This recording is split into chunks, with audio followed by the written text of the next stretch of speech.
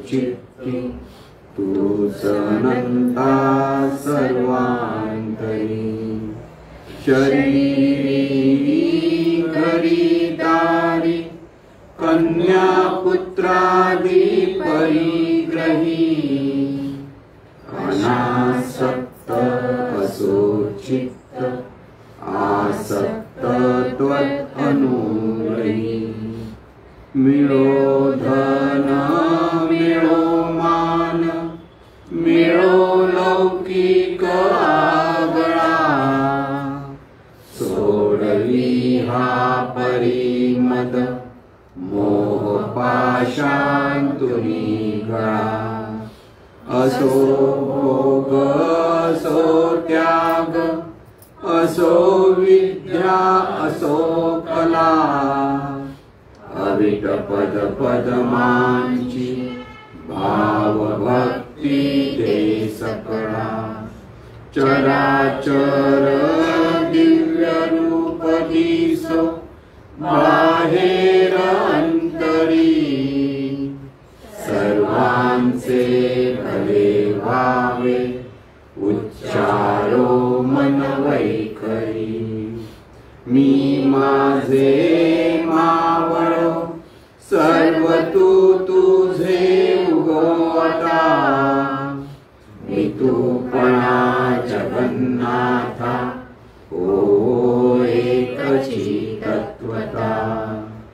देव भक्त से द्वैत अद्वैत न खंडिता दाखवी देवानंता प्रार्थना ही तुलाता। सद्गुरुनाथ महाराज की जय। सद्गुरु पैमावली मातोश्री मायांना प्रथम कृतज्ञपूर्वक वंदन आणि आपण सर्व सद्भक्त सत्श्रोते हो आपणा सर्वांना आदरपूर्वक नमस्कार। आजचा जो प्रश्न आहे की साधे पुण्य शुद्ध पुण्य आणि दिव्य पुण्याचे फायदे काय ते सांगा मला। इथे पाप आणि पुण्य या अंगाने नेहमी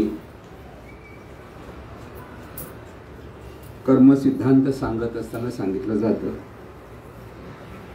की क्रिया आणि प्रतिक्रिया म्हणजे आपण प्रत्येक वेळेला कर्म करतो म्हणजे क्रिया करतो। विचार उच्चार आणि आचार या तीन अंगाने आपली क्रिया सतत चालू असते म्हणजेच कर्म चालू असते आणि त्या कर्माचं फळ म्हणजे परिणाम आपल्याला पुन्हा मिळत असतो। क्रिया आणि प्रतिक्रिया क्रियेची प्रतिक्रिया म्हणजे परिणाम आपल्याला मिळत असतो। हा परिणाम मिळण्यापूर्वी क्रियेचे जे म्हणजे कर्माचे सूक्ष्म ठसे अत्यंत सूक्ष्मपणे आपल्या अंतर्मनामध्ये अनुकूल संधीची वाट पाहत बसलेले असतात प्रगट होण्यासाठी म्हणजे परिणाम देण्यासाठी। म्हणजे कर्म झाल्यानंतर नुसतं झालं आणि संपलं असं नसतं। कर्म झालं की त्याचा परिणाम परत आपल्याकडे येतो पण तो परिणाम येण्यापूर्वी ह्या कर्माचे जे सूक्ष्म ठसे आहेत किंवा कर्माचं जे रेकॉर्डिंग आहे ते आपल्या अंतर्मनामध्ये होत असतं आणि ह्या सूक्ष्म ठशाच्या प्रमाणे म्हणजे कर्माच्या नुसार हे सूक्ष्म ठसे असतात। म्हणजे चांगल्या सत्कर्माचे सूक्ष्म ठसे पुण्य म्हटलं जातं आणि दुष्कर्माचे सूक्ष्म ठसे म्हणजे पाप असं सांगितलं गेलं। आणि हे जे पाप पुण्य आहे हे परिणाम देण्यासाठी उत्सुक असतात पण तिथे काही वेळ लागतो। प्रत्येक कर्माचा परिणाम पटकन मिळत नाही। काही कर्माचा परिणाम पटकन मिळतो पण काही कर्माचा परिणाम मिळायला उशीर लागतो। तो उशीर होईपर्यंत नेमकं काय होतं तर त्या अंतर्मनामध्ये ते ठसे तसेच राहिलेले असतात जोपर्यंत परिणाम देत नाही तोपर्यंत। आणि त्याच ठशांना पाप आणि पुण्य म्हटलं जातं. म्हणजे सर्वसाधारणपणे लोक जे पाप पुण्य समजत असतात ते पाप पुण्य म्हणजे कल्पना आहे, आणि खरं पाप पुण्य म्हणजे आपण जे कर्म करतो ते कर्म परिणाम देण्यापूर्वी आपल्या अंतर्मनामध्ये हे ठसे म्हणजे दुसऱ्या भाषेत चांगली किंवा वाईट परिस्थिती आकर्षित करणारी ही शक्ती ती निर्माण होते. दुसऱ्या भाषेत समजा ठसे म्हणजे नेमकं काय आहे की परिणाम येतो कसा, क्रिया केली की प्रतिक्रिया मिळणार. ही जी प्रतिक्रिया मिळण्यासाठी ही जी शक्ती रूपाने ते कर्म सूक्ष्म रूपाने की शक्ती रूपाने तिथे अंतर्मनात असते आणि त्याप्रमाणे तो परिणाम मिळतो. आता इथे हे सतत चालू आहे. एका बाजूने बघायला की लहान मूल जन्माला आल्यापासून ते लहान मुलाचं कर्म काय असेल असं म्हटलं तरी ते रडतं, हसतं, जे जे क्रिया करतं, दूध पितं, जे जे क्रिया करतं त्याचे प्रतिक्रिया त्याला परत मिळत असते. म्हणजे लहानपणापासून सुरू झालं, म्हणजे आत्ताच नाही.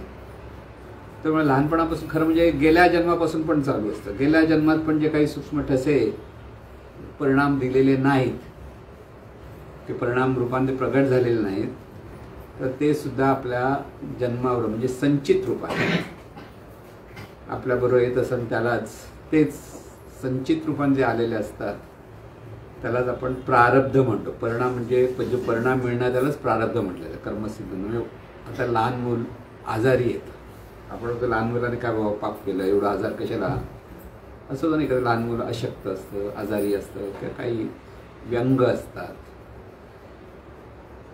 तर त्या पूर्वजन्माच्या म्हणजे पूर्वायुष्याच्या कर्माचा तो परिणाम असतो. म्हणजे प्रारब्ध त्याचं ते प्रारब्ध म्हणतो आपल्याला. म्हणजे आपल्या जीवनामध्ये प्रारब्ध प्रथम येतं. म्हणजे जे जन्माबरोबर येतो आपण घेऊन येतो पाप पुण्य जे येतं ते प्रारब्ध रूपाने आपल्या वाटायला येतं. म्हणजे शरीर जे आपल्याला मिळालं ते सुद्धा आपलं प्रारब्ध आहे. प्रत्येक माणसाला जे शरीर मिळालं ते प्रारब्ध असतं. म्हणजे शरीरापासून सुद्धा शरीर जे मिळालं तेच कर्माचा परिणाम आहे. किंवा माणूस म्हणून जन्माला येणं, कावळा म्हणून जन्माला आलं, चिमणी म्हणून जन्माला येणं, की पशु पक्षी जे एवढे आपण म्हणतो कितीतरी हजार लक्ष काहीतरी 97 लक्ष वगैरे काहीतरी म्हटलं जातं, जे जे पशु पक्षी आहेत, शरीर आहेत त्या पद्धतीची ती जी प्राप्त होतात ते त्या जाणीवेचं ते प्रारब्ध आहे. आता इथे आणखी महत्त्वाचं लक्षात घ्या की शरीर हे प्रारब्ध आहे आणि शरीराचं प्रारब्ध ज्याला प्राप्त होतं तो वेगळा आहे. महत्वाचं लक्षात घ्यायचं इथे आपल्याला म्हणजे कोणाला ह्या शरीरातून जे जाणणारं जे तत्व आहे, प्रवास करणारं जी शक्ती आहे, ह्या शक्तीला चांगली वाईट परिस्थिती म्हणजे प्रारब्ध रूपाने वाटायला येतं. म्हणून इथे पहिले लक्षात घ्यायचं की पाप पुण्य जे म्हटलं जातं हे पाप पुण्य म्हणजे त्या शक्तीचा जो प्रवास आहे, जीवन शक्तीचा म्हणा किंवा जीवन तत्वाचा म्हणा, तो जो प्रवास आहे त्या प्रवासाचा जो मार्ग आहे ते म्हणजे प्रारब्ध वाटायला आलेला मार्ग. शरीर पण वाटायला आलं ते शरीर आपल्याला सोडता येणार नाही, कारण ते तुम्हाला मिळालेलं आहे प्रारब्ध रूपाने प्रत्येकाला. म्हणून आपल्याला असं शरीर का मिळालं असा प्रश्न आपल्याला कधी पडत नाही खरं म्हणजे. पण जरी असा प्रश्न असं शरीर कशाला मिळालं ते आपलं प्रारब्ध आहे. अष्टवक्र महाज्ञानी होते बघा तुम्ही. अष्टवक्र हे जन्मताच ज्ञानी होते, उज्जत ज्ञानी म्हटलं म्हणजे आईच्या पोटामध्ये त्यांना म्हणजे त्यांचे वडील म्हणाले काहीतरी वेदातली काही वाक्य चुकीचे म्हणत होते, ते आतून ह्याने झाले असं अशी पुराणात गोष्ट आहे. आता ते पोटातून कसे बोलले आणि त्यांनी कसं ऐकलं आपल्याला माहीत नाही, पण ते 2-3 वेळा त्यांनी चुका वडिलांच्या दाव्यात वडील रागावले. हा अजून पोटात माझ्या चुका दाखव 8 ठिकाणी तू वाकडा होशील म्हणाले. बापानेच दिलेलं आहे. आता इथे पाप आलं, कळलं. म्हणजे अष्टवक्रांची काही चुकी होती का खरं बघायला गेलं तर? तू चुकतोय ते सांगितलंच नाही का, वाईट नाही सांगितलं, पण कोणाला सांगायचं हे पण कळलं पाहिजे ना. लक्षात घ्या, कोणाला सांगायचं? अरे ज्याला कळत नाही पण जो स्वतःच्या अहंकारात आहे मला सगळं माहिती, त्याला तुम्ही सांगाल का तो असं उलट होणार, परिणाम मिळाला ना. बघायला गेलं तर अष्टवक्रांचं पुण्य होतं, चांगलं ज्ञान देत होतं. अरे हे चुकतं तुझं, हे बरोबर आहे, बरोबर नाही. पण तिथे जन्मताच बिचाराला 8 ठिकाणी अष्टवक्र, म्हणजे 8 ठिकाणी त्यांचं अंग वाकडं झालं. म्हणजे तुम्ही म्हणाल ना, म्हणून म्हटलं ते पाप पुण्य कुठून सुरू झालं?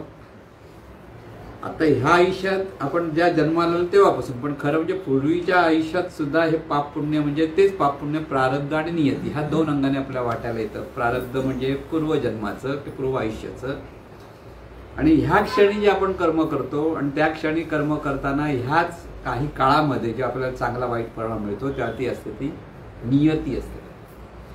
म्हणजे पुण्याईचा परिणाम शुभ प्रारब्ध असेल किंवा शुभ नियती असेल, आणि पापात्मक जे ठसे आहेत त्याचा परिणाम म्हणजे अशुभ प्रारब्ध किंवा अशुभ नियती.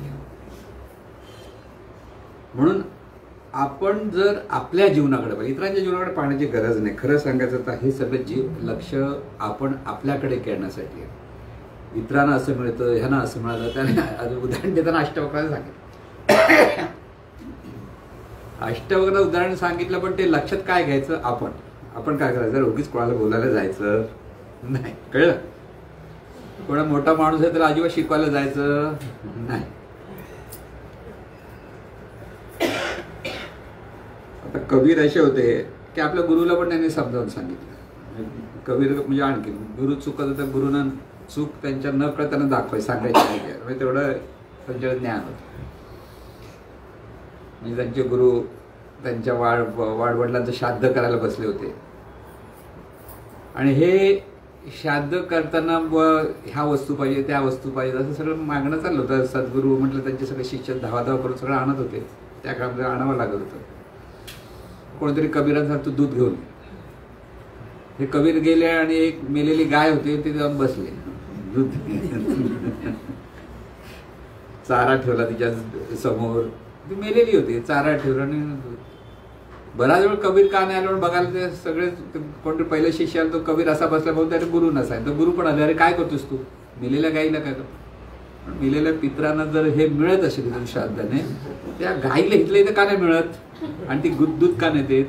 चूक सांगितली त्यांनी. त्यांच्या गुरुंना पण कळलं ते काय म्हणतात ते कळलं, पण ते गुरु शहाणा, त्यांनी काही शाप दिला नाही, कळलं ना. म्हणून कोणाला सांगायचं हे कळलं पाहिजे, लक्षात घ्या. म्हणून हे पाप पुण्य म्हटल्यानंतर तर दोन्ही गोष्टी मी सांगितलं की दोघांचं एक कर्म बघायला गेलं तर पुण्यात्मक होतं. कबीरांनी पण जे सांगितलं आपल्या गुरुंना कर्म केलं की हे तुम्ही चुकतात, हे डायरेक्ट नाही सांगितलं पण इनडायरेक्टली सांगितलं. त्यांनी डायरेक्ट सांगितलं अष्टवक्रांनी आपल्या वडिलांना, आणि वडिलांनी त्याला शाप दिला आणि गुरुनी ह्यांना कौतुक केलं. दोघांचं फळ. म्हणजे तुम्ही कर्म बघायला गेलं ज्ञानाचं होतं, दोन्हीकडे ज्ञान दिलं. पण ज्ञान दिलं म्हणजे आपण खूप मोठं पुण्यवान पुण्य केलं असं समजू. कोणाला दिलं, कोणी किती घेतलं, म्हणून परिणामावर ते पापात्मक आहे की पुण्यात्मक परिणामावर ठरवतो. असं डायरेक्ट नाही म्हटलं आम्ही सत्कर्म आम्ही खूप पुण्य मिळवलं. तुम्हाला तुमच्या जीवनात कसे परिणाम मिळतात त्याच्यावर कळतं की आपलं म्हणजे परिणाम आता ह्या वेळेला मिळत आहेत. अमुक केलं असं झालं, तमुक केलं तसं झालं, ह्यावर कळतं आपल्याला. आणि ते मिळाल्यानंतर त्यावेळेला आपल्या लक्षात येतं की इथे आपलं चुकलं की बरोबर, म्हणजे आपलं कर्म बरोबर होतं की चुकीचं होतं हे त्यावेळेला कळेल. असं डायरेक्टली मिळालं असं मी कर्म मी सगळं मिळालं असं त्याचा अर्थ नाही. म्हणून पाप पुण्य म्हणत असताना सर्वसाधारण आपण 3 पाप पुण्याची हे केलेले प्रकार आहे सांगितलेले की सर्वसाधारण तुम्ही एखाद्याला मदत करता, जाता रस्ता क्रॉस केला मदत केली आणि तो थँक्यू म्हणाला तर तुम्ही पुण्याचा तो परिणाम मिळाला. थँक्यू म्हणाला, तो थँक्यूच नाही म्हणाला. अरे एवढं करून सुद्धा थँक्यू म्हणत नाही, मनात येईल तसं आणा नव्हे. तुम्हाला तुम्ही कर्म केलं पुढे तुम्हाला कोणतरी मदत करणार आहे का काहीतरी करणार एवढं लक्षात ठेवा. तिथे तो थँक्यू का नाही म्हणाला ही जर मनात विचार आला की परत कर्म चुकलं. लक्षात घ्या कसं असतं, छोट्या छोट्या गोष्टीमध्ये आपण साध्या साध्या गोष्टीमध्ये आपण एखाद्याला मदत करतो आणि तुम्हाला जेव्हा त्याच्या मदतीची गरज असेल तो येत नाही किंवा तो दाखवत पण नाही, तो ओळख पण दाखवणार नाही, अशी पण गोष्टी असतात. मग हा परिणाम मिळाला. तो परिणाम तुम्ही कसा घेता त्याच्यावर ते पाप आहे की पुण्य हे ठरतं. म्हणजे तुम्ही रस्ता क्रॉस केला, एखादा वयस्कर माणसाचा समजा हात धरून रस्ता व्यवस्थित रस्ते वगैरे हात धरून भरून नेलं, क्रॉस केलं, त्या महाभागाने त्यांना थँक्यू पण नाही म्हटलं, काय नाही म्हटलं, तो निघून गेला. आता बघायला गेलं त्याने कर्म चांगलं केलं होतं, मग कर्म चांगलं केलं मग मला थँक्यू का नाही म्हणाला किंवा कोणतरी असं आपण असते ना. पण ही अपेक्षा जी ठेवतो ना ते सुद्धा पाप पुण्य आपल्याला देतं. आपण चांगलं कर्म म्हणा, आता त्यांनी थँक्यू म्हटलं पाहिजे की आता त्यांनी आपल्याला कौतुक केलं पाहिजे असं जे आपल्याला वाटतं, तो जो विचार आहे ते सुद्धा कर्म आहे. आणि त्या कर्माप्रमाणे त्या आपल्याला निराश झालो की आपण दुःखी झालो तर ते जे फळ आपण धरलं त्याच्यातून ते पाप पुण्य झालं. लक्षात घ्या मी काय म्हणतो. ओके, त्यांनी म्हटलं तुम्हाला काहीच वाटलं नाही तर ते कर्म पुण्य म्हणून तुमच्याकडे रेकॉर्ड झालं, त्याचं भलं होतं म्हणून तुम्ही निघून गेला. त्यांनी थँक्यू म्हणून ना म्हणून काही फरक पडत नाही. मग ते कर्म परत तुम्हाला कुठेतरी दुसरीकडनं त्याचा चांगला परिणाम मिळणार. कळलं ना. म्हणजे शुभ नियती ही मिळणारच, त्या माणसाकडे नाही मिळाली, ठीक आहे ना. आणि ते पाहिजे म्हणून तुम्ही अपेक्षा पण नाही ठेवली, त्यामुळे तेही कर्म चुकत नाही. आणि नाही म्हटलं म्हणून तुम्हाला वाईट वाटलं पण नाही, त्यामुळे तो परिणाम नाही झाला तुमच्याकडे. म्हणजे ते फळ तुमच्या मदत करून जाणार. म्हणून आपण जे कर्म करतो त्याचं फळ असंच मिळालं पाहिजे ही जर अपेक्षेने आग्रह करत असू तर ते सुद्धा पापात्मक पुण्य असतं. लक्षात मी काय म्हणतोय. म्हणजे पाप आणि पुण्य म्हणताना नुसतं कर्म असं केलं की असं साधारण सांगता येत नाही की तुम्ही चांगलं कर्म केलं की चांगलं झालं. त्या दिवशी एक वक्ते एक सांगत असताना म्हणाले की गडकरी साहेबांनी रस्ते भरपूर बनवले, सुधारणा केली आपण द्वारे, खूप चांगला विकास. त्यांनी उलट सांगितलं कसले रस्ते सुधारले. हिमालय रस्ते मारल्यामुळे तेवढं मोठं वादळाने पूर आली, निसर्गामध्ये गोंधळ घातला, बरोबर. आणि त्यांनी रस्ते का बनवले त्याचा हेतू काय माहिती आहे का तुम्हाला. म्हणजे झालं तर पाप आणि पुण्याचा हा प्रकार तिथे कसा निर्माण होतो ते बघा. म्हणजे एका बाजून आपण म्हटलं अरे बाबा प्रगती झाली, पण दुसऱ्या बाजून निसर्गाची आपत्ती आली, जिथे नको तिथे रस्ते गेले. त्याच्यामुळे तिसरी गोष्ट ह्याचा हेतू काय, त्यांची सिमेंटची फॅक्टरी आहे म्हणून असं. म्हणजे लोक कसा विचार करतात, आपण काय तिथे पाप आणि पुण्य कसं निर्माण होतं जीवनामध्ये. साध्या साध्या गोष्टीमध्ये चांगले वाईट परिणाम मिळतात.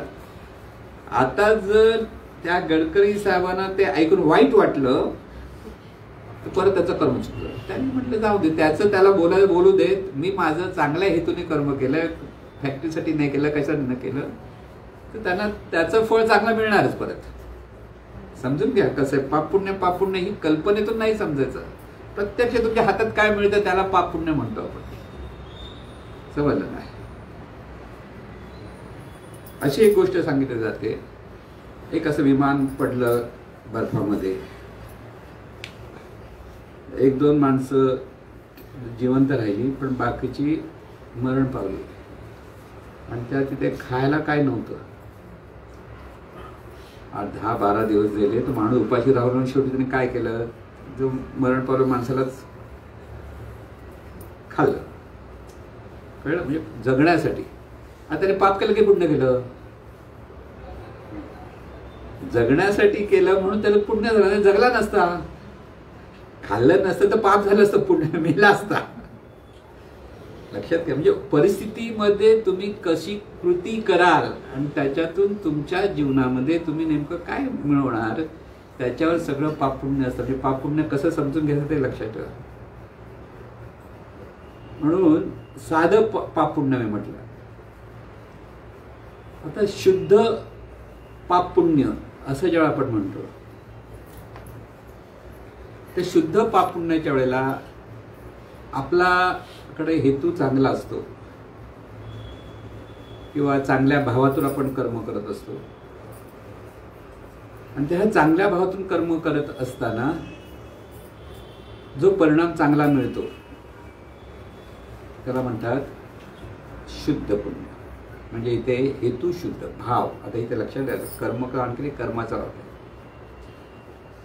कर्म म्हणजे विचार आचार करण्यापूर्वी जो आपल्याकडे जो भाव असतो त्या भावावर आपण कर्म करतो. डायरेक्ट कर्म नाही करत आपण कोणाचं. मग अशी गडकरी साहेब त्यांचा हेतू काय म्हणजे भाव काय होता असं म्हटलं ना. त्यांच्याकडे भाव आहे, भारताची प्रगती व्हावी हा जो भाव असेल तर ते पुण्यात्मक पुण्य. म्हणजे आता पाप पुण्य म्हणताना लक्षात ठेवायचं आहे, पापात्मक पुण्य, पापात्मक पाप, पुण्यात्मक पुण्य आणि पुण्यात्मक पाप असे 4 प्रकार होतात भावावर. भाव काय, तुमचा भाव शुद्ध असेल तर ते पुण्यात्मक. म्हणजे आता मग विमानाचं तर सांगितलं उदाहरण, त्याला जगायला गरज होती, म्हणजे जगलं पाहिजे, शरीर जगलं पाहिजे, तर त्यासाठी तो भाव होता तो पुण्यात्मक होता. कर्म वाईट होतं, पण ते पुण्यात्मक पाप झालं. म्हणजे त्याच्या दोन्ही प्रकारे कसं परिणाम मिळतो.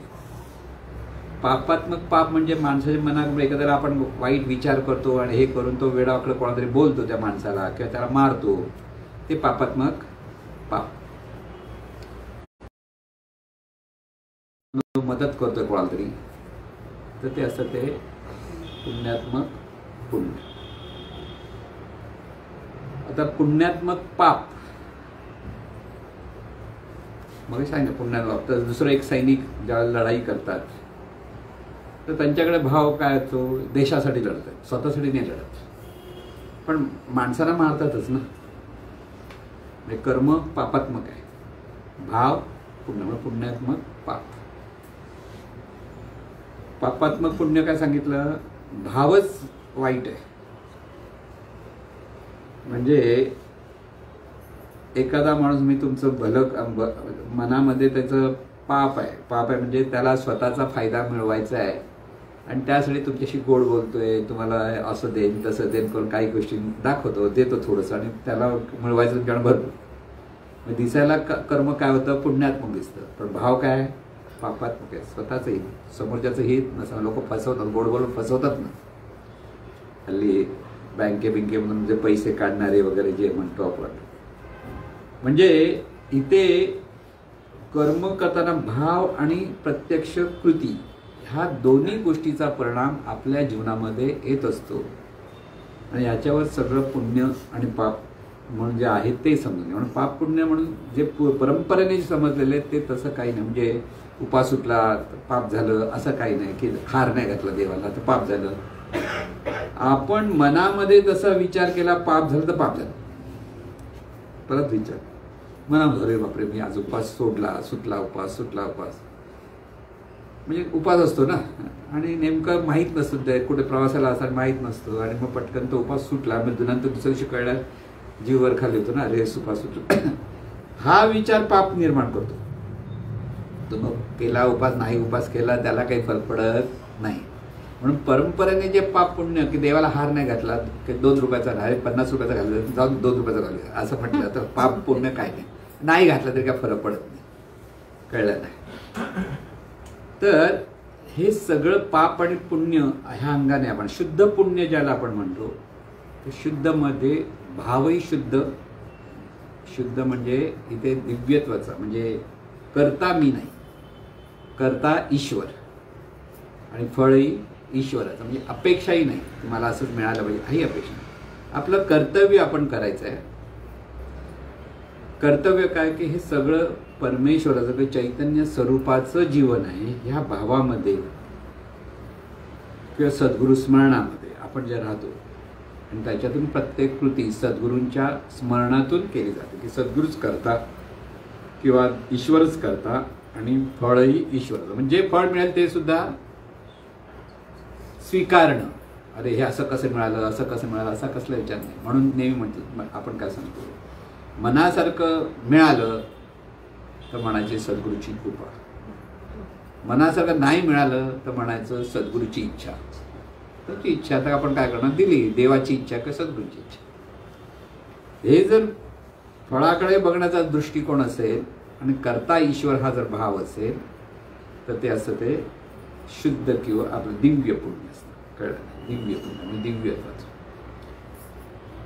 आता हे दिव्य कर्म प्रत्येकाकडनं झालं पाहिजे हे खरं ह्या शास्त्र जे आपण सिद्धांत मांडतो त्याच्या मागे, म्हणजे एक तर शुद्ध पुण्य झालं पाहिजे किंवा म्हणजे पुण्यात्मक पुण्य म्हणताना पुण्यात्मक भाव असला पाहिजे, सगळ्यांचं भलं व्हावं त्याच्यात. तिथे दिव्यत्वाचा भाव नाही पण पुण्यात्मक भाव आहे तर ते शुद्ध पुण्य. जिथे दिव्यत्वाचा भाव आहे हे सगळं आपलं जीवन हे परमेश्वराचं आहे, चैतन्य स्वरूपाचं. म्हणून परमेश्वर व्यवस्थित कळला पाहिजे म्हणतो ते त्यासाठी. सर्व तुझं आहे म्हणायचं आणि परत माझंच म्हणतो ना. लोक कसं आहे, आपण आता कोणी चांगलं काम केलं, तुम्हाला म्हटलं आपले नामदार करा, हा सद्गुरूची इच्छा आणि तुम्ही असलं कसलं काम केलं असं विचारलं की ह्याला राग काय येतो म्हणून, तेव्हा म्हणत जाऊ दे सद्गुरूचं काय मला काय माहिती नाही असं म्हणायला पाहिजे ना.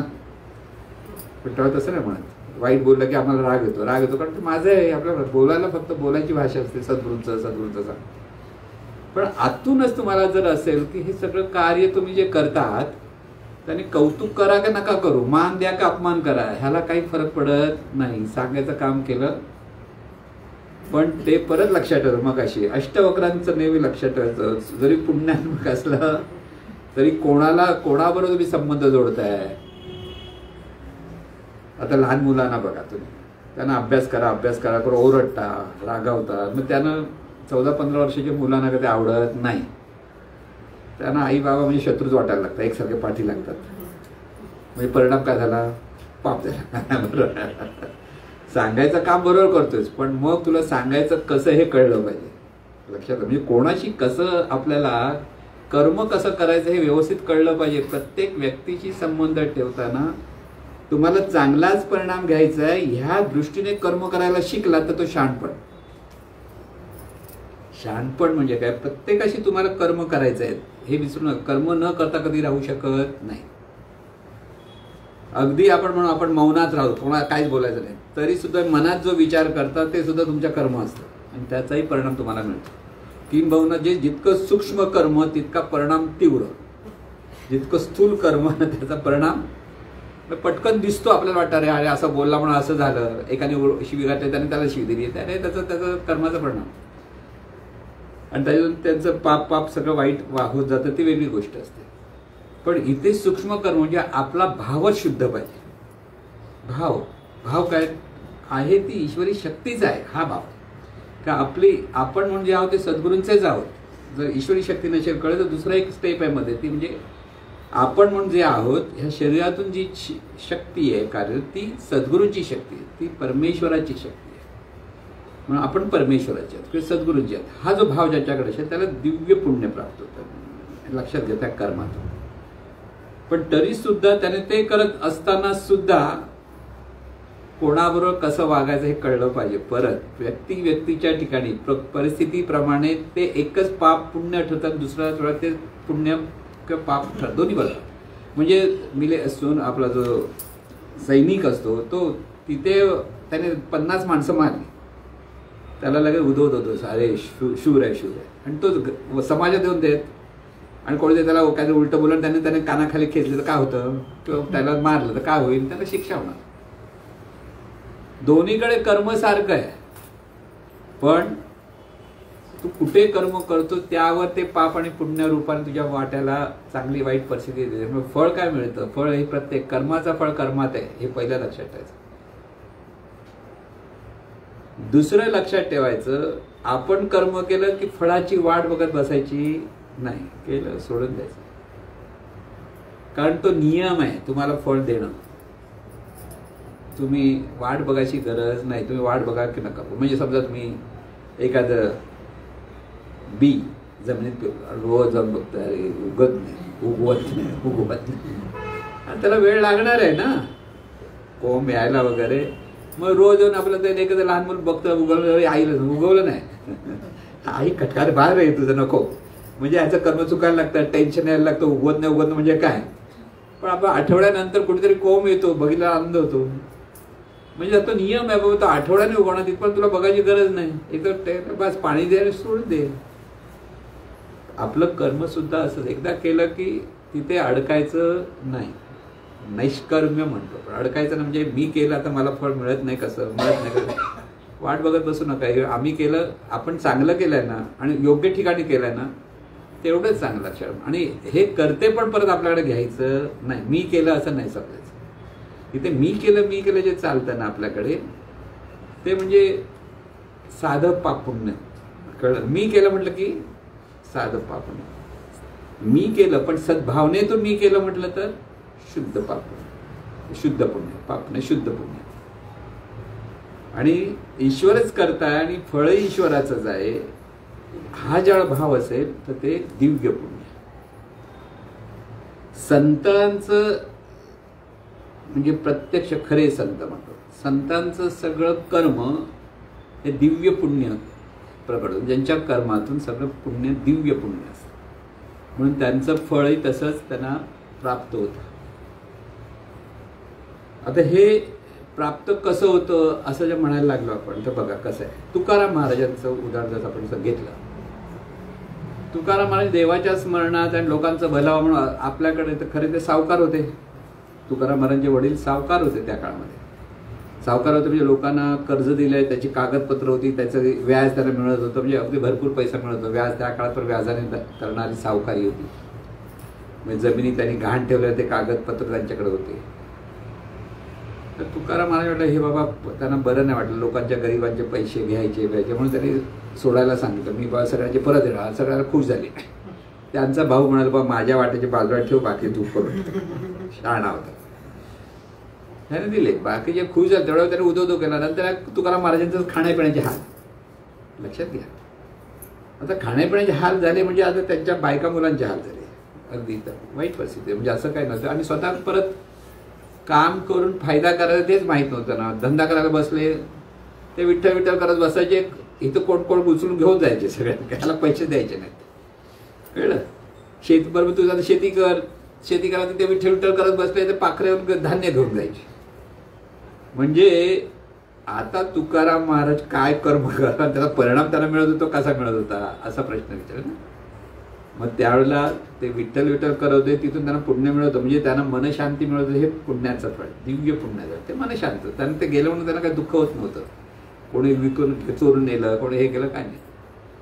पण त्यांच्या बायका मुलांना जो त्रास होत होता तिथे मात्र ते पापात्मक होत होतं. कळलं मी काय म्हणतो?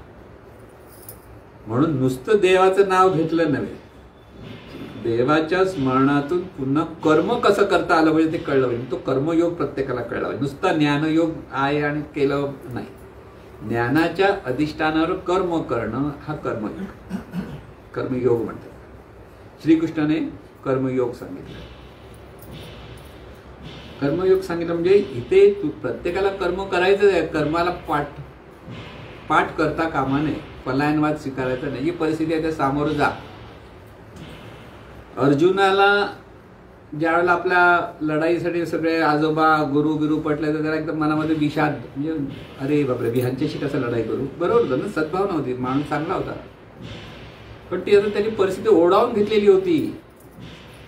या परिस्थितीमध्ये जर त्यांनी लढाई सोडून जो बाहेर गेला असता तर काय झालं असतं? दुर्योधन जिंकला असता, दुर्योधनचं राज्य आलं असतं आणि हे सगळे 5 पांडव देशोधडीला लागलं असतं. सगळं वाईट वाईट वाईट वाईट झालं असतं. म्हणजे चांगलं त्याच्या मनावर भाव चांगला होता की माझ्या गुरुजनांशी मी कसं लढाई करू, मी यांना कसं मारू. मग इथे कर्मयोग श्रीकृष्णाने काय सांगितलं की तू कोण आहेस, तू कोणाला मारणार आहेस. ते प्रत्येक माणूस त्याच्या कर्माने मरतो. लक्षात ठेवा. तुम्ही नुसती मच्छर मारता ना, तुम्ही नाही मारत. त्या मच्छरचं ज्यावेळेला वेळ येते तेव्हा तुमच्या हातात येतं ना, तर अजिबात येत नाही. लक्षात घ्या. एखाद्याने मला विचारलं प्रश्न, म्हणून त्या प्रश्नाचं उत्तर पण देतो. झुरळ आलं का मारलं तर पाप आहे काय पुण्य आहे. तू कुठे मारतोस? त्या झुरळाने नको त्या परिस्थितीत घरात यायचं, हे त्याचं कर्म चुकलं. त्याची वेळ आली तर ते मारणार, त्याची वेळ नसेल तर पळून जाणार. बरोबर, लक्षात घ्या. म्हणजे आपण मारत नाही. आता काही काही लोक, मांसाहारी लोक, वाईट कर्म पापात, अरे सगळ्यांना मुक्ती देतो. विचार करा माझं, मी काय वाटतं, म्हणजे भलतं नका जाऊ. म्हणून परमेश्वराचं स्मरण करून जे जे तुम्ही ग्रहण कराल, परमेश्वराच्या स्मरणात जे जे ग्रहण कराल ते पुण्यात्मक असतं. लक्षात घ्या मी काय म्हणतो. म्हणजे लोकांना ते कळणार नाही मी काय, सगळ्यांना ते लक्षात येणार. मांसाहार म्हटलं की पापच असं बरेच लोक म्हणतात. मांसाहार म्हणजे आता बघा, मी आणखी साधी गोष्ट सांगतो बघा काय असतं. लोक विचार नाही करत. ज्याला भूक लागली आहे तरी शाकाहार की मांसाहार करा, ज्याचा ज्याचा पिंड आहे तो केलाच पाहिजे, असाच केला पाहिजे असं काही नाही. ज्याला शाकाहार करतं चांगलंच आहे. पण ज्याचं जन्मापासून कोळी समाजात एखादा वाढलाय, त्याला मासे खाल्ल्याशिवाय त्या शरीराला दुसरं काय लागतच नाही ना, बरोबर. मग ते त्याने मासे खाल्लेच पाहिजे ना, तर कसं त्याचं जीवनच त्याच्यावर आहे. म्हणून ते वाईट आहे की चांगलं आहे हा प्रकार आपण पाहतो तसं नाहीये. सगळ्या जगात सगळ्यांनी भाज्या खाल्ल्या असं काय झालं असतं. जशी ही प्राणी आहेत ना हल्ली, गवत खातात खातात खातात एकदम आहे ना, झेब्रा बिब्रा बघितलं डिस्कवरीमध्ये, गवत संपतं मग ते पलीकडे नदीच्या पलीकडे जायला तिकडचं गवत खात होतं. मग हे गवत जेव्हा उगवून त्याला परत इकडे येतात, मग इकडून तिकडे त्यांचा प्रवास चालू असतो. सगळ्या माणसांना नुसत्या भाज्या खाल्ल्या असतं तर काय झालं असतं. अरे परत ते प्रवास करा, भाज्या आणखी कुठे मिळतात. म्हणजे ही सगळी व्यवस्था आहे, लक्षात ठेवा. ह्या निसर्ग चक्रामध्ये जीवो जीवस्य जीवनम असा मोठा सिद्धांत आहे. म्हणजे एकाच जीवात एक दुसऱ्या जीवावर एक पहिल्या जीवाचं कार्य चालू असतं, जीवन चालू असतं. म्हणून जीवो जीवस्य जीवन म्हणजे खा का नका खाऊ हा प्रकार नाही, ते लक्षात ठेवायचं. फक्त हे कर्म आहे, प्रत्येकाची परिस्थिती वेगळी वेगळी आहे आणि त्याप्रमाणे. म्हणून संत म्हणताना एक खाटीक पण संत होऊन गेले. त्यांचं नाव आता लक्षात नाही माझ्या, कोणते खाटीक माहिती लक्षात नाही आहे, पण संत आहे. तुम्हाला खाटीक म्हणजे मारणारा, खाटीक म्हणजे बकरे बिकरे मारणारा, तो संत कसा काय होऊ शकतो. त्याचं सगळं कर्म परमेश्वराच्या स्मरणातून झालं की तो संत झाला. म्हणजे काय सांगितलं, भाव ज्याचा कसा आहे आणि फळाची अपेक्षा ज्याला नाही तो संत. दिव्य पुण्य मिळवायला संतत्व यावं लागतं. वाटेल त्याला दिव्य पुण्य मिळणार नाही. तिथे सहज भाव पाहिजे की हे जे आहे ते सगळं ईश्वराचं आहे. त्या भावातून त्यांचं जे कर्म होतं. म्हणून गोरा कुंभार माती तुडवता तुडवता मुलाला तुडवलं असं आपण म्हणतो आणि मग परत मूल परत आलं. परिणाम आणि फळ ह्याचं म्हणजे कर्म आणि फळाचा हा त्याचा ते संबंध आहे प्रत्येक गोष्टी. चमत्कार आपण म्हणतो त्यावेळेला ह्या सगळ्या गोष्टी आपण आपल्या जीवनाकडे म्हणून डोळस पाने पहा. शाकाहार मांसाहार ह्याबद्दल आपल्याला अडकायचं नाहीये. फक्त ते कसं चाललेलं आहे ते मी सांगतो. वाघाला जर गवतच खा म्हटलं तर वाघ राहणार आहे का.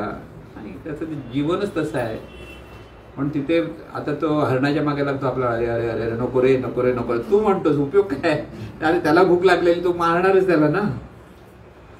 तिथे तुम्हाला का आड जायचंच नसतं. म्हणजे जंगलात जर ज्यावेळेला हे लोक जे फोटोग्राफी वगैरे सगळं त्यांना वाचवायला जायचं नसतं. जे जीवन चाललंय तसं फक्त बघा. ते जीवनचक्र आहे की एवढी हरणं जर खाल्ली गेली नाही तर हरणं एवढी होतील की तिथे गवत संपून जाईल, झाडापाला संपून जाईल, सगळं जीवनचक्र बिघडून जाईल. एका ठिकाणी असं झालं होतं. हरणंच भरपूर होती आणि त्यांना खाणारे लांडगे विणगे कोण नव्हतं. त्यामुळे तिथे असं प्रकार व्हायला लागले, गवत संपायला लागलं आणि नंतर पुढे हरणांचं कळपच्या कळप वाढायला लागले. तर तिथला जो तज्ज्ञ होता, निसर्गाचा जो अभ्यास करणारे जे असतात पर्यावरणाचे, त्यांनी त्यांना लांडग्या आणा म्हणून सांगितलं. लांडगे यायला लागले, ते काही हरणांना खायला लागले. त्यामुळे हरणांच्या ह्याच्यावर कंट्रोल आला. आपोआप सगळं निसर्गामध्ये बदल व्हायला, निसर्ग चक्र सगळं बदललं. लक्षात घ्या. म्हणून ह्या निसर्ग साखळीमध्ये प्रत्येक जीव महत्वाचा आहे आणि प्रत्येक जीवाचं जीवन हे प्रारब्ध नियतीने चाललेलं असतं. हा त्याचा दुसरा प्रत्येकाचं कर्म. म्हणजे वाघाने पाप केलं की पुण्य, त्याला काय फळ मिळेल त्याच्यावर पाप पुण्य समजा. खाल्लं म्हणून पाप नाही, केलं म्हणून पाप असं नाही. मनुष्याने सुद्धा हे जीवन जगत असताना सांगितलं खरं म्हणजे दिव्य पुण्य मिळवण्याची त्याच्याकडे इच्छा असली पाहिजे आणि त्यासाठी भाव ईश्वरत्वाचा असला पाहिजे आणि फळही ईश्वराचं. त्याच्यात आग्रह अपेक्षा असता का म्हणजे हे असं का मिळालं, असं का माझ्या जीवनात झालं, असे लोक बरेच आम्ही एवढं करतो का मिळत नाही, ही जी अपेक्षा आहे त्याच्यातून आपण पुन्हा दुष्कर्म करत असतो न कळत. म्हणून जे जे आपल्या वाट्याला येतं ते प्रारब्ध रूपाने आपल्याला स्वीकारता आलं पाहिजे. म्हणजे संत प्रारब्ध रूपाने स्वीकारतात. ते पाप आहे का पुण्य हा प्रकार नसतो, ही परिस्थिती आहे. म्हणून बरेच संतांना काही आजार झाले. रामकृष्ण परमहंस एवढे बघायला गेलं तर परमहंस म्हणतात. परमहंस म्हणजे या ज्ञानी यांच्यामध्ये पण उच्चतम अवस्था आहे परमहंस. आणि त्यांना हे कसं झालं असाही प्रश्न पडतो. मग एकाने त्यांना विचारलं त्यांची खूप दुखतंय का हो. आता घसा दुखतच असता ना, घशाला कॅन्सर झाला तर हो दुखतंय. मग तुमचा चेहरा प्रसन्न कसा, कारण ते शरीरात दुखतंय, मला दुखत नाही. लक्षात घ्या, मला दुखत नाही म्हणजे तुम्हाला तुम्ही कोण आहात हे जर चांगलं कळलं तर शरीर हे प्रारब्ध आणि शरीराला मिळणारा परिणाम हाही सुद्धा प्रारब्ध. आता आपला पाय दुखतो, आपण काय म्हणतो माझा पाय दुखतो, माझा पाय दुखतो म्हणतो ना. आता तुझा पाय कशाला, अरे शरीराचा पाय दुखतो हा विचार कर. शरीराचा पाय बरं होतेच म्हणायचं नाही ना, बरं व्हायला परिणाम करा. पण तो माझा नाहीये, ते माझं हे दुखतं, माझं ते दुखतं असं जे सतत लोक सांगत बसतात त्याच्यात ते पाप निर्माण करत असतात. लक्षात विचारच ते तसे करतात. दुखतंय ये कळलं. म्हणजे सगळ्यांना सांगत जायचं नाही ना. डॉक्टरला जाऊन सांगा बाबा असं काय ते उपाय सांगा, का कोणी जवळच्या माणसाला सांगितलं हरकत नाही. पण कसं बऱ्याच लोकांचं कसं असतं, लोकांची सहानुभूती हवी असते आपल्याला. अरे हिचं दुखतंय ग, बिचारीचं दुखतंय ग, आईला बरं वाटतं, सहानुभूती असं आहे ना. त्यामुळे हे जे कर्माचे जे अनेक प्रकार आहेत आपल्या जीवनामध्ये त्याप्रमाणे आपल्या वाट्याला परिणाम रूपाने मिळत असतात. पण तो परिणाम पण आपण कसा स्वीकारतो त्यातून सुद्धा परिणाम पाप पुण्य निर्माण होत असतात. चांगल्या अंगाने स्वीकार म्हणून म्हटलं जे मिळालं तो स्वीकारलं. म्हणून म्हटलं मी नेहमी म्हणतो सकारात्मक भावातून सगळ्या गोष्टी करायच्या. तुम्ही चांगलं कर्म करतायत पण परिणाम तिथे परत काहीतरी वाईट येतोय, स्वीकारा. तुम्ही म्हणा हे कसं नाही, पुढच्या दुसऱ्या कर्माचा तो परिणाम असेल, आता केलेल्या कर्माचा तुम्हाला चांगला परिणाम मिळणार आहे ते येईल. त्याचं असं कारण तसं प्रत्येकाला तुम्ही एखादं चांगलं सत्कर्म करतात आणि त्याच वेळेला तुमच्याकडे काहीतरी वाईट गोष्टी तुमच्या जीवनात घडत आहेत, तुम्ही लगेच म्हणा रे कसला देव, आम्ही एवढं चांगलं करतो. आणि तसं जे वाईट परिणाम मिळतात ते पूर्वीच्या पुढच्या तरी कर्माचा तो परिणाम असतो आपल्याला आलेला, तो आपल्याला माहित नाही एवढंच. म्हणून तो स्वीकारा. त्याच्यातून परत चांगल्या अंगाने परत त्याच्यातून बाहेर कसं पडायचं ह्याचा विचार करा. रडत बसायचं नाही, निराश व्हायचं नाही, दुःखी व्हायचं नाही. कारण सगळी कर्म म्हणजे कर्म करणं हा शक्तीचा प्रवास आहे.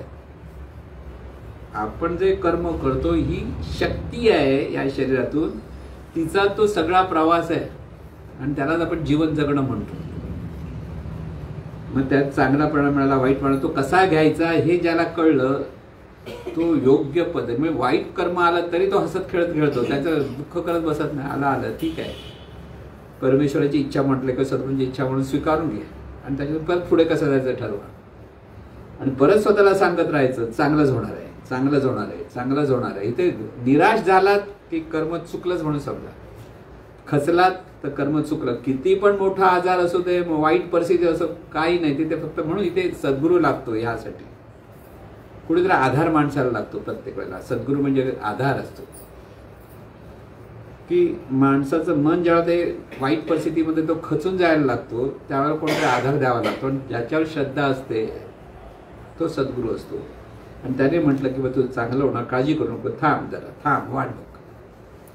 ह्या श्रद्धेतून परत कर्म चांगलं व्हायला लागतं आणि चांगला परिणाम मिळायला लागतो. म्हणून सद्गुरू सारिका असता पाठी राखा असं जे सांगितलं ना की इतरांचा लेखा कोण करेल, काय इतरांच्या गोष्टी तुम्हाला काय करायच्या, तो काय बोलतो. बरेच लोक बघा, आपण आता हे संगतीत आहे तरी आता परोळकर ताईंबद्दल ते आता हिने काहीतरी बोलली असं त्यांच्या कानावर आता इथल्या इथे मूड खराब होतो.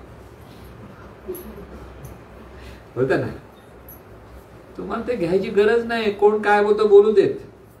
आपण इथे ज्ञान घ्यायला बसलोय ना, बस आपल्याला ज्ञान घ्यायचंय. दुसरे काय बोलतात त्याच्यावर तुमच्या मनामध्ये चलबिचल असता कामा नाही. लक्षात ठेवा, तिथे आपण दुःखी होतो. बघा बऱ्याच वेळेला होतं, आपण चांगल्या सत्संगामध्ये पण जातो, हे जातो आणि कोणतरी असं जो काहीतरी बघतो, बघत नाही, बघत नाही तो असं म्हणतो ना. किंवा सद्गुरूच्या जवळ जेव्हा आपण जायचो ते कोणतं तर अडवायचं नाही, जायचं नाही तुम्ही, आपला राग येतो, अरे कसं काय हे लोक सांगतात. इथेच प्रत्येक परिस्थिती स्वीकारा, रागवायची गरज नाही, त्याच्यावर युक्ती करा. पण पुढे कसं जायचंय, कसं काय करायचं, युक्तीने पुढे जायचं, एवढंच लक्षात ठेवायचं. म्हणून प्रत्येक वेळेला सत्कर्मच झालं पाहिजे. सत्कर्म होण्यासाठी भाव, सद्भाव आणि त्या सद्भावातून सद्विचार, उच्चार, आचार पाहिजे. तिसरी गोष्ट, परिणामाचं असंच झालं पाहिजे हा आग्रह असता कामा नाही. लक्षात ठेवा, आग्रह असला तर ते पापात्मकच होतो. आग्रह हा सर्वात मोठा दुष्टग्रह आहे असं जे बाई माऊली सांगतात. त्याचा अर्थच तो आहे की आपण त्या आग्रहातून पाप निर्माण करतो. असंच करा, असंच करा, असं जे बऱ्याच वेळा लोक सांगतात.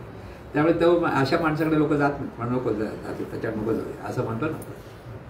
की इथे हा परिणाम आहे, परिणाम आपल्याला मिळतात, चांगले वाईट परिणाम येतात.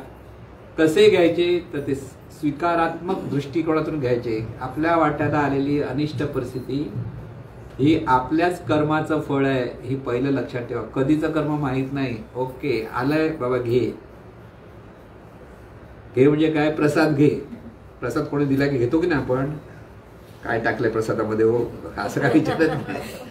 आहे ते घेतो, काय तीर्थ घेतला तर तोट्याला लावला, घ्या, स्वीकारा. त्याच्यातून पुन्हा ते जर स्वीकारल्यानंतर योग्य अयोग्य वाटत असेल तर परत चांगलंच होणार म्हणून परत कर्म करा.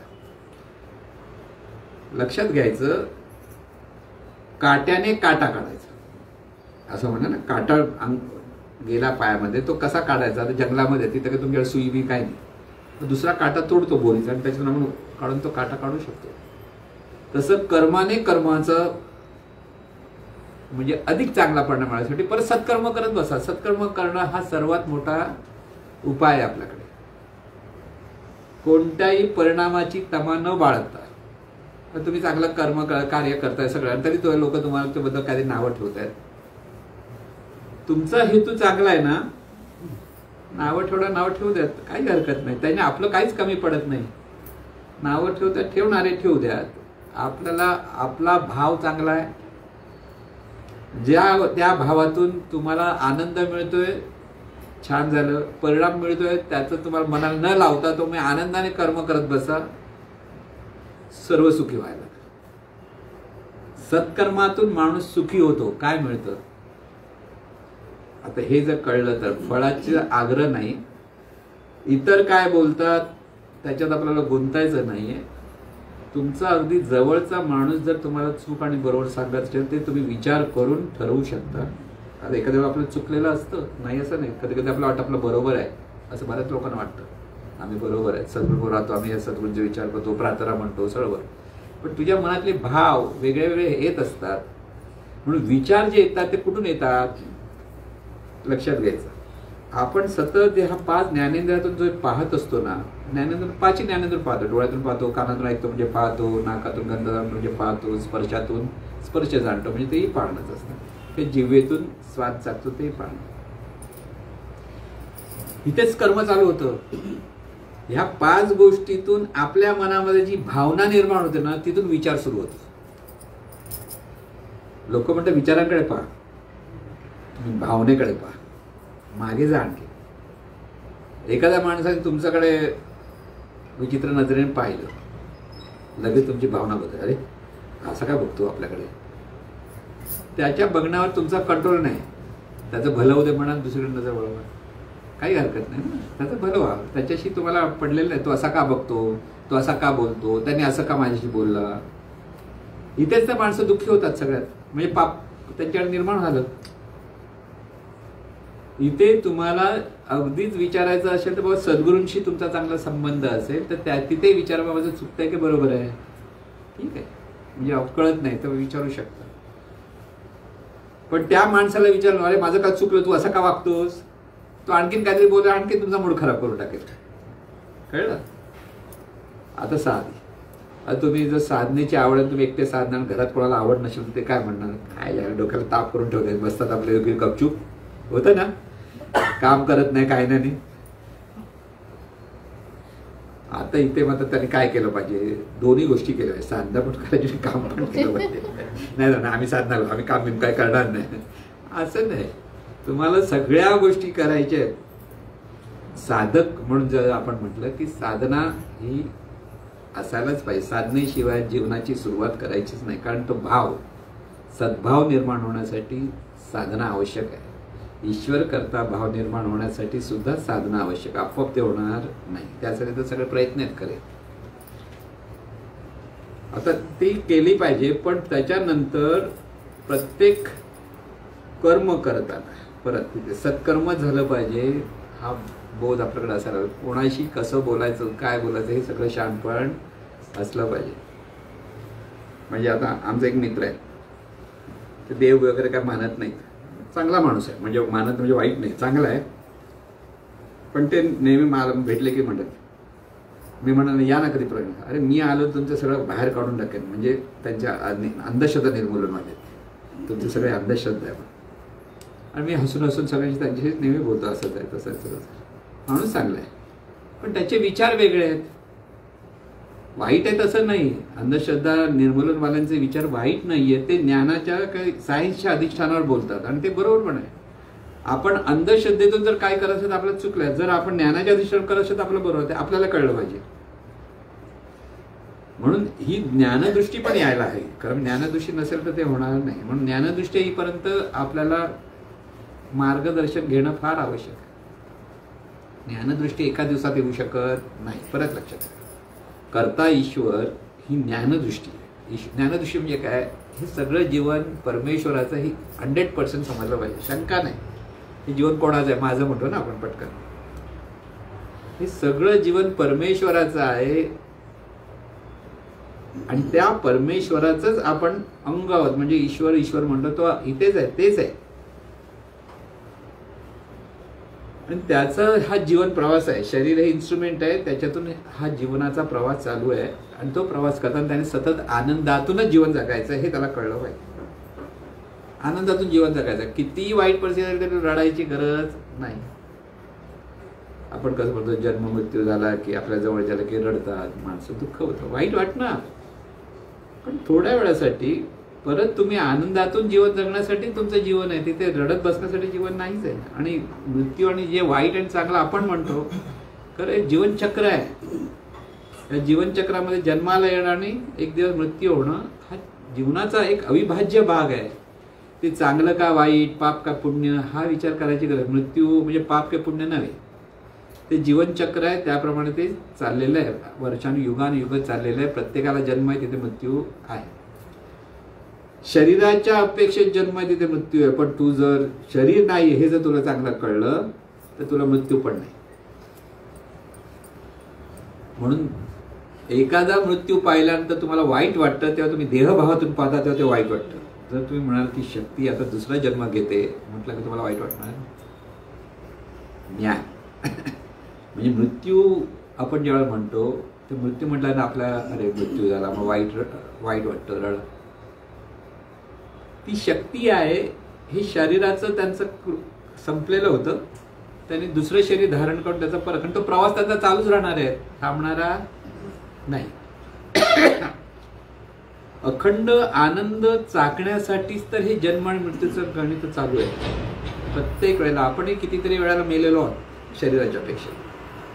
काय माहिती आपल्याला, कुठे कळतं. शरीराच्या अपेक्षेत मृत्यू झालेला आहे, पण आपलं जीवन जे चाललेलं आहे ते आपण म्हणून जे आहे ती शक्ती आहोत. कितीतरी वेळा आपण जन्म घेतला आणि कितीतरी वेळा मृत्यू पावलेले आहोत. तिथे पाप पुण्य म्हणून बघू नका. शक्तीचं जीवन आहे, शक्तीचं कर्म आहे, शक्ती करता आहे. आणि जे जे परिणाम मिळतात निसर्ग चक्राप्रमाणे परिणाम मिळतात, निसर्ग नियमाप्रमाणे हे परिणाम मिळत आहेत सगळ्यात. म्हणतो चांगला परिणाम घ्यायचा कसा हे आपण ठरवायचं आहे. तुम्हाला चांगलं कर्म घ्यायचं, आपण असं वागलं तर चांगलं मिळतं ना. आता कोणतरी वेळाकडे बोलतात, तुम्ही त्याचं जाऊन जरा चांगली स्तुती केली, अरे बाबा तू जसं चांगला आहे बाबा, पुतक केलं व्यवस्थित, जरा कौतुक केलं, तो चांगलं बोलायला लागतो. झालं ना, मग कशाला पाहिजे डोक्याला भांड. मनात तुमच्या राग आला तर वाईट, तुम्ही मनातून राग आला त्याला चांगलं चांगलं म्हणा, बघा कशी फसवलं झालं, कर्म चुकलं. भाव महत्वाचं लक्षात ठेवा. म्हणजे उगीच काहीतरी चढवायचं नाही, कोणाला पाडायचं पण नाही, पण आपल्याकडे सतत सद्भाव असला पाहिजे. म्हणून नात्या गोत्यामध्ये जे आपलं कर्म असतं ते सगळ्या आपल्या दुर्भावातून जर करत असलो तर तिथे दुःख आहे, सद्भावातून करायला लागलं तर तिथे सुख आहे. आपल्या जवळ आहे नाती गोत्यात जास्त कर्म कुठे करतो आपण? आपल्या कुटुंबामध्ये, नात्या गोत्यामध्ये. तिथे तुमच्याकडे एकच भाव पाहिजे, सगळे सुखी हवेत.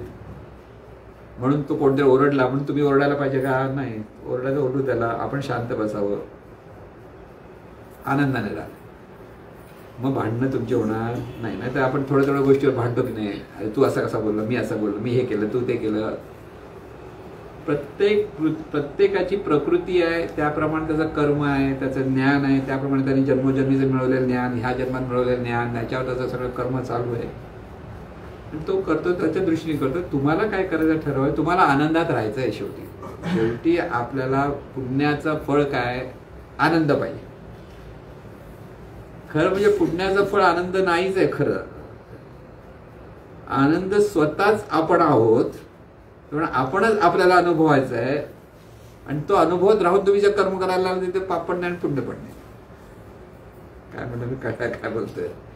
तुम्ही आनंदाने राहायचं एवढंच लक्षात ठेवा. जी परिस्थिती असू दे, तुमचा आनंद तुम्हाला गमवायचा नाही.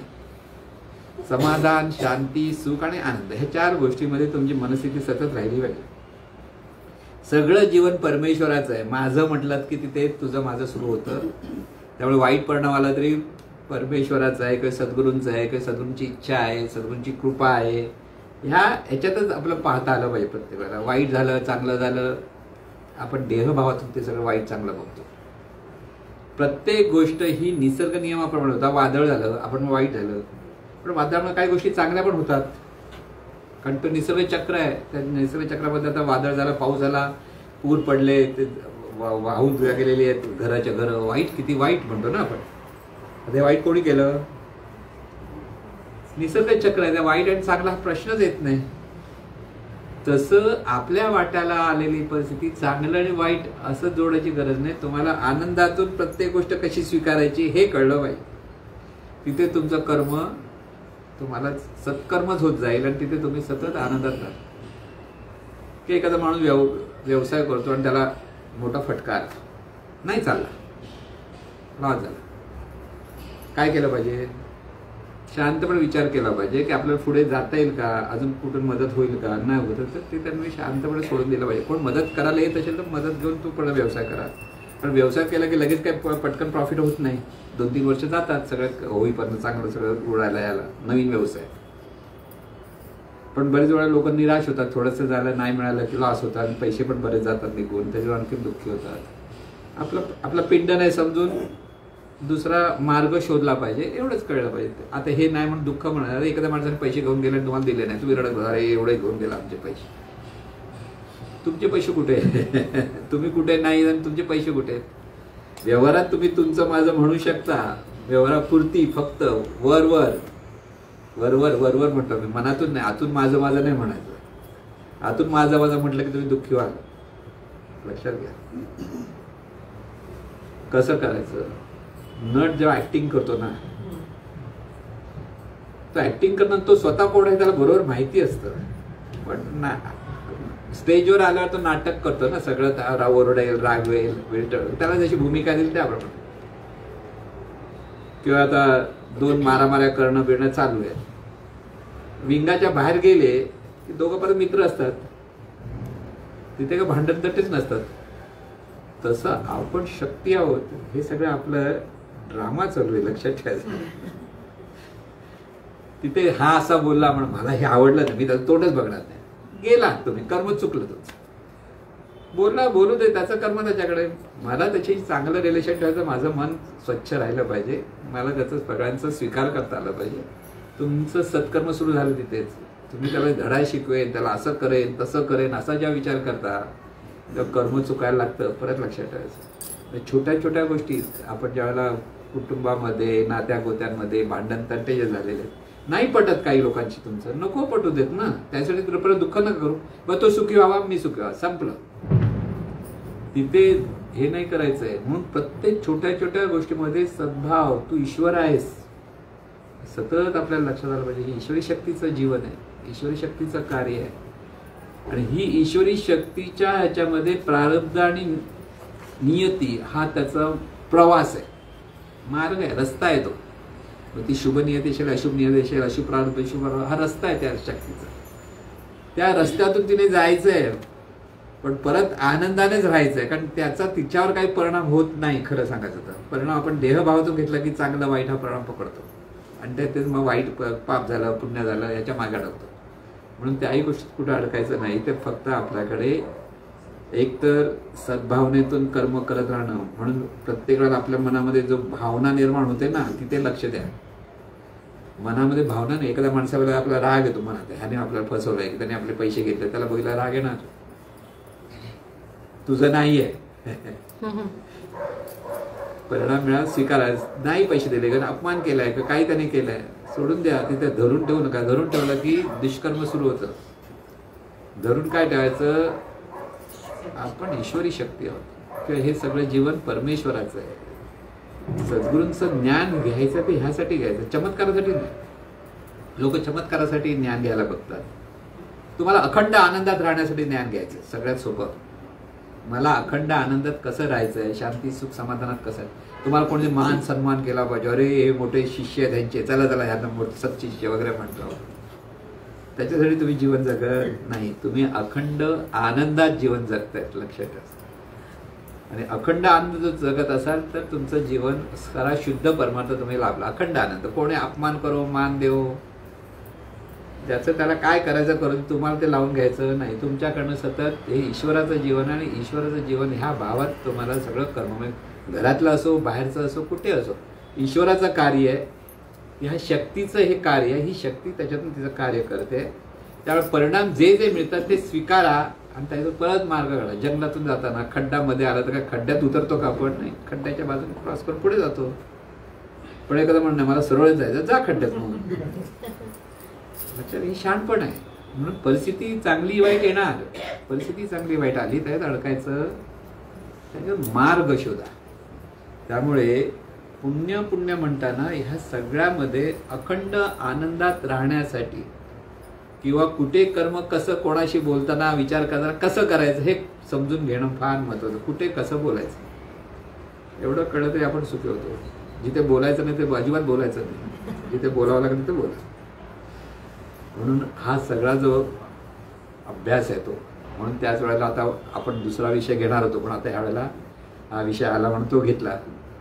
पण त्याचा हेच आपण जे अमृत तुषार गेल्या वेळेला सांगितलं, काय सांगितलं मला आठवत आहे? फक्त देण्यात सुख आहे असं महाराजांचा एक सिद्धांत आहे. त्यामुळे बरेच लोक म्हणतात देण्यात सुख आहे, देण्यात एवढंच होत. तसं नाही आहे. घेण्यात, देण्यात आणि असण्यात सुख आहे. ते कळलं पाहिजे. कधी घ्यायचं, कसं घ्यायचं, कुठे घ्यायचं, कसं घ्यायचं, द्यायचं कसं, कसं असायचं, कुठे असायचं, हे सगळं कळलं तर त्याच्यावर आपल्याला पुढे परत कसं वेळ मिळतं आपण चिंतन करणार आहोत. कारण सुखी होण्यासाठी ह्या गोष्टी बरोबर समजल्या आहेत. कधी घ्यायचं आणि कधी घ्यायचं नाही, कधी द्यायचं, कधी द्यायचं नाही, कसं असायचं, हे सगळं ज्याला कळतं तो सुखी व्हायला लागतो. म्हणजे पुण्याच आपोआप त्याला निर्माण होतं. आणि हे सगळं आपण सर्व सुखी व्हावे ह्यासाठीच हा सगळा भाग आहे. आणि त्यामुळे आपलं ज्ञान, आपलं जीवन हे आनंदातून जगायचं आहे. आणि ते सर्वांना आनंदात जीवन जगता येवो हीच सद्गुरूचरणी प्रार्थना. हे ईश्वरा सर्वांना चांगली बुद्धी दे, आरोग्य दे, सर्वांना सुखात आनंदात ऐश्वर्यात दे. सर्वांचं भलं कर, कल्याण कर, रक्षण कर, आणि तुझे गोड नाम मुखात खंड राहू दे. सद्गुरुनाथ महाराज की जय.